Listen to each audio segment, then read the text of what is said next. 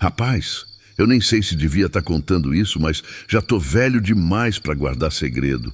Foi nos meus tempos de moço, lá pelos meados da década de 70. Eu trabalhava ajudando o seu Arlindo, um seringueiro das bandas do Alto Purus. Homem sabido, mas calado, daqueles que já viu coisa demais no mato e aprendeu que nem tudo a gente comenta. Naquele dia, a gente estava subindo um igarapé estreito. A mata era tão fechada por cima que o sol nem se metia lá dentro. O calor era um bafo de forno e o silêncio, meu amigo, parecia que o mato todo estava prendendo a respiração. Só se ouvia o remo da canoa e de vez em quando um grilo ou um sapo mais afoito. O ar estava pesado, carregado de um cheiro estranho. Não era bicho morto nem planta podre. Era diferente, enjoado, como se fosse um mofo misturado com carne azeda. Seu Arlindo, que até então vinha remando firme, diminuiu o passo e ficou espiando para as beiras do rio. Eu ia perguntar o que foi, mas ele só fez um gesto com a mão para eu ficar quieto.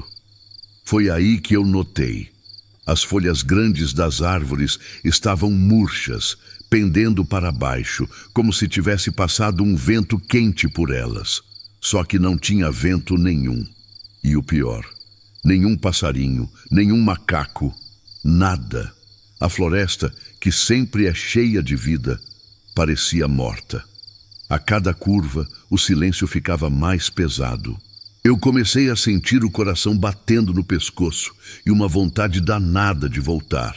Mas seu Arlindo seguia em frente, agora com o remo quase sem fazer barulho, com medo de acordar alguma coisa.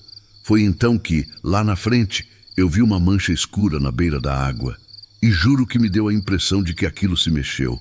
Seu Arlindo suspirou fundo e murmurou baixinho: "Se benze, menino, que a mata hoje tá estranha demais." Um canoa ia deslizando devagar, cortando aquela água escura que parecia esconder alguma coisa viva no fundo. Seu Arlindo remava na frente, calado, só o barulho da pá batendo na água. Eu vinha atrás, sentindo um arrepio que não era só do calor. De repente, lá no meio do mato, ouvimos um estalo forte, como se um galho grosso estivesse quebrando. Não era paca, nem cutia. O som era pesado demais. Seu Arlindo parou de remar na hora e fez um sinal com a mão para eu ficar quieto. O silêncio voltou, mas era um silêncio estranho, pesado, daqueles que fazem a gente sentir o coração batendo na garganta. Foi quando veio aquele cheiro, um fedor tão forte que parecia que alguma coisa tinha morrido há dias. Subiu da beira da água, invadiu o ar, entrou pelo nariz queimando. Eu tapei a boca e o nariz, mas não adiantou. Parecia que o fedor vinha de dentro da mata, vivo, como se tivesse intenção. Seu Arlindo murmurou, baixo: "Se benze, rapaz, que o dono da mata tá perto." Eu nunca tinha ouvido aquele homem falar com medo, mas ali a voz dele tremia. Foi então que, bem ao longe, veio um grito. Um grito que não parecia de bicho nem de gente. Era grosso, arrastado, como se viesse das entranhas da terra. A água em volta da canoa até fez umas ondinhas, e eu senti a pele arrepiar dos pés à cabeça. A vontade que eu tinha era de virar a canoa e remar para casa. Mas seu Arlindo só disse: "Agora é tarde." Ele já sentiu a gente. A gente seguiu devagar. O rio foi estreitando e o mato se fechando por cima como um túnel verde. O fedor aumentava tanto que parecia grudar na pele. Seu Arlindo olhava para os lados, os olhos sempre varrendo a mata, como quem procura uma saída que não existe. Foi então que eu vi, lá na beira, a uns 20 passos da canoa, a sombra se mexendo. Primeiro, pensei que fosse um tronco caído, mas aí ela se ergueu. Meu sangue gelou. A coisa era alta, muito mais alta que um homem, larga nos ombros, coberta de um pelo grosso e desgrenhado, da cor da terra molhada. Mas não era só isso. No meio da cara tinha um olho só, redondo, brilhando como brasa. E a boca, meu Deus! A boca se abria de lado, quase até a orelha, cheia de dentes pontudos e amarelos, como faca velha. Quando ela respirava, o peito inflava e fazia um barulho grave, como se fosse um tambor batendo lá no fundo da mata. Seu Arlindo largou o remo e se benzeu. A coisa deu um passo na água e eu vi que o pé dela não era de bicho conhecido. Era como uma mão gigante, com unhas enormes, arrancando lama do fundo do rio. Não olhe direto para ele, sussurrou seu Arlindo, a voz quase sumindo. Se ele encarar, a gente não volta vivo. Mas era tarde. O olho daquele demônio já tinha encontrado o meu e o mundo pareceu ficar mudo. Só o som da minha própria respiração e o tambor do peito dele ecoando na minha cabeça. A canoa parecia mais pesada, como se a água tivesse virado mel. Seu Arlindo, pálido, remava devagar, sem fazer barulho. Eu tentava não olhar para trás, mas cada folha se mexendo soava como um grito. O cheiro azedo ainda estava no ar, mas agora vinha junto de um som abafado, como se algo grande caminhasse acompanhando a gente pela margem. O rio, que antes se abria, foi se estreitando mais ainda. Galhos caídos formavam um emaranhado, obrigando a gente a passar por baixo, quase deitando dentro da canoa. Cada vez que o remo mergulhava, a água se fechava com um estalo seco, como se tivesse vida própria. E então veio o som. Primeiro longe, depois mais perto. Um urro grave, misturado com algo que lembrava uma gargalhada rouca. O coração bateu na garganta. Eu sabia que não era gente, mas também não era bicho de Deus. Seu Arlindo fez sinal para eu ficar em silêncio e apontou para o lado. No barranco, eu vi marcas profundas na lama, enormes, com formato de mão, afundando tanto que a água borbulhava dentro. E o pior, eram frescas.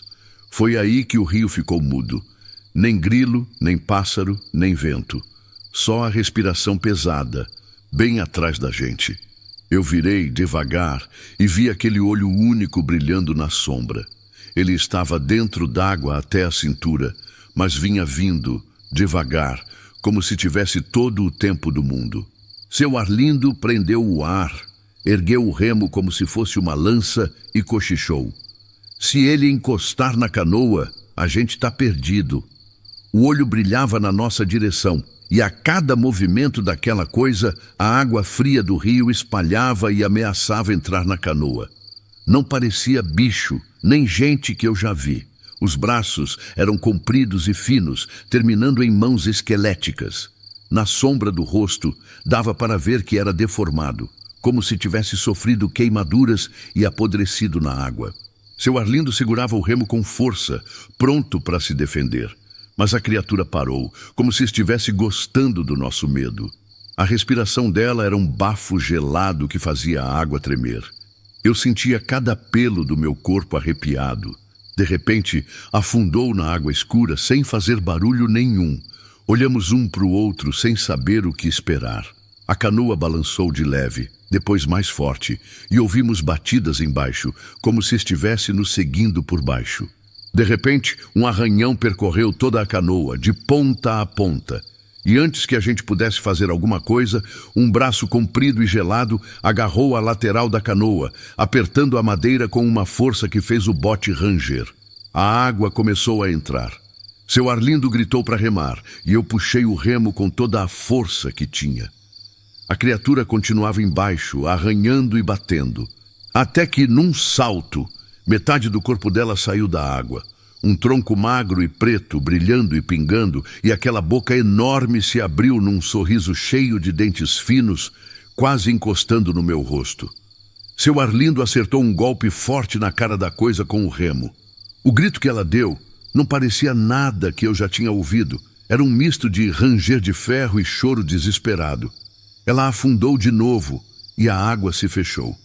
A gente remou com a força do medo direto para a margem, sem olhar para trás. Chegamos na terra firme e corremos mata adentro, sem saber o que tinha ficado para trás. Mas a lembrança daquele toque gelado no barco e daquele sorriso... essa me acompanha até hoje. E o rastro, na lama da beira do rio, ficaram marcas fundas de mãos com unhas compridas, diferentes de tudo que a gente conhecia. marcas que pareciam esperar a nossa volta. Corremos pela mata fechada, tropeçando em raízes e galhos, o coração batendo descompassado. Só paramos quando achamos que estávamos bem longe do rio. Mas o silêncio da floresta parecia diferente agora, carregado de uma tensão que antes não existia. Qualquer barulho de folha seca fazia a gente pular. Voltamos para a nossa vila dias depois e nunca mais falamos sobre o que aconteceu naquele igarapé. Seu Arlindo ficou ainda mais calado e eu nunca mais tive coragem de voltar para aquelas bandas. Mas a imagem daquele olho brilhando e daquela boca cheia de dentes não saía da minha cabeça. Muitos anos se passaram, seu Arlindo já se foi, e eu, velho e cansado, às vezes me pego pensando naquele dia. E uma coisa me assombra: nunca encontramos pegadas daquela criatura na terra firme, só aquelas marcas de mãos fundas na lama da beira do rio. Era como se ela só existisse na água, como um espírito preso naquele trecho esquecido. E às vezes, quando a noite está escura e o vento sopra forte, trazendo o cheiro úmido da mata, eu juro que escuto um barulho distante, um som de algo grande se arrastando na beira do rio. Um som que me faz lembrar daquele sorriso e da certeza de que, em alguma curva daquele igarapé, ele ainda está lá, na água escura, esperando a próxima canoa passar devagar demais. E quem sabe, dessa vez, ele não vai deixar ninguém voltar para contar a história. Se essa história mexeu contigo, não esquece de deixar teu comentário, se inscrever no canal e ativar o sininho para não perder a próxima. E se você tem um caso forte que carrega fé, mistério ou coisa que ninguém ousa contar, envia pra gente no e-mail que está no comentário fixado. Aqui na Encruzilhada da Vida, a tua história pode ser a próxima.